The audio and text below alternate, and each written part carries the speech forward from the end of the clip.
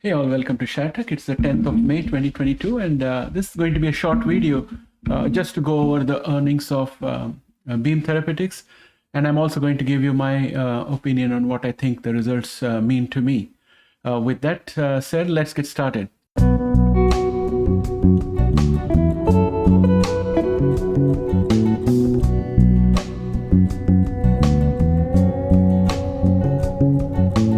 Now let us look at earnings versus expectations. So the street was expecting an earning negative $1.10 per share, whereas Beam reported negative 1.01. So that's a positive beat of 10 cents. They reported less loss this quarter. And in terms of revenue, it has been terrible. They were down in revenue almost 90%. Because the estimate from the street was for a revenue of 44.14 million. Against that, they made a revenue of only 8.432 million. So accordingly, yesterday's market was bad, and right now there is a lot of volatility, so this is not going to go unpunished. So definitely the share prices are going to take a beating. Now looking at qualitative information, Beam 101 for the treatment of SCD, that is sickle cell disease, is on track for clinical trial in the second half of 2022. I have used the word on track. I'll be talking about this going forward. IND application for scheduled 2020 second half for Beam 102, which is for sickle cell disease again, and Beam 201 ex vivo T cell program for leukemia lymphoma therapy.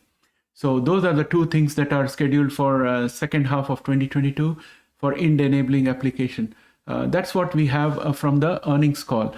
Now, nowhere have they used the word on track or on schedule in their earnings report. So that's a bit concerning for me, because I would have expected that when there's an earning call, most of the managements would like, especially in situations like this, with this kind of market conditions, to emphasize the word that they are on track.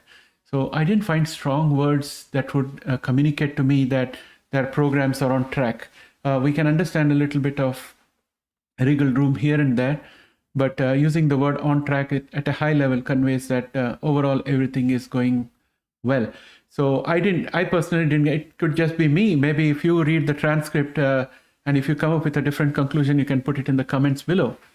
Several institutional investors have recently added to or reduced their stakes in Beam Therapeutics. So I'm more interested in the institutional investors who have recently added the stake to see what they do after this results. So we'll have to keep a watch on them and see how the composition of the institutional investor changes post this result. My gut feel is that there will still be a good appetite for institutional investors. Many of them would have holding power and have a long-term view, and they would continue to stay there. But it will be interesting to see what institutional investors think about Beam. That will be shown by their ability to stay invested in Beam, or if they reduce their stakes. Now going to financials, they had cash and cash equivalents and marketable securities of 1.2 billion as of March 31, 2022, a marginal increase from 965.6 million as of December 31, 2021. And part of this money would have come from collaboration income. R&D expenses were 65.4 million for the first quarter 2022 compared to 190.1 million for the first quarter of 2021.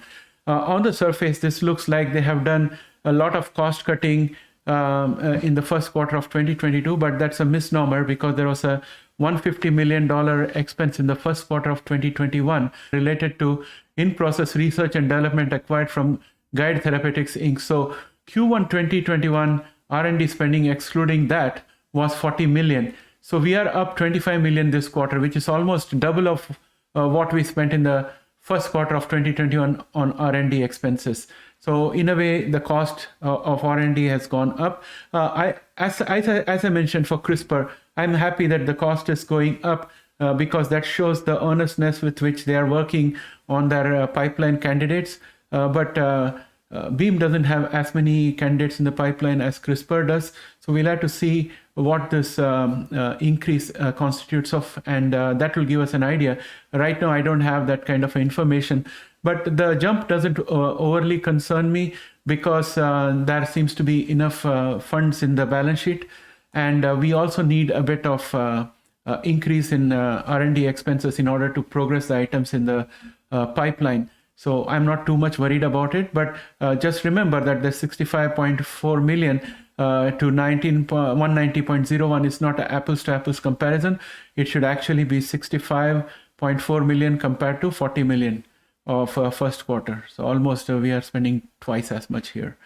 General and admin expenses were 19.2 million for the first quarter of 2022, almost double of 10.3 million for the first quarter of 2021. So this could explain, probably this could be because of increasing in headcount in order to work on the items on the pipeline. But I don't have more breakup here. Suffice to say that the costs have almost doubled for general and admin expenses. Net loss of 69.2 million for the first quarter of 2022, or 1.01 per share, as compared to 201.6 million for the first quarter of 2021, or 3.35 per share. So this is how it compares to the previous quarter. But in companies like Beam, which are going through this whole process of getting started and getting the gestation period of introducing therapies into the pipeline, and then going to in-enable state and then to BLA, there are going to be jumps and spikes in spending. And so comparing earnings from previous quarter to this quarter is not exactly apples to apples, because the qualitative aspect of the numbers is not available. So if we just look like bean counters on these things, it may seem different. But if you look at the quality of activities that happen, which caused the net loss to go up in the first quarter of 2021 as compared to now, and then we can make some judgment whether it was good or bad. So this information doesn't mean much to me right now. In terms of outlook, after looking at the earnings transcript and our past history with Beam, we do our daily updates and everything.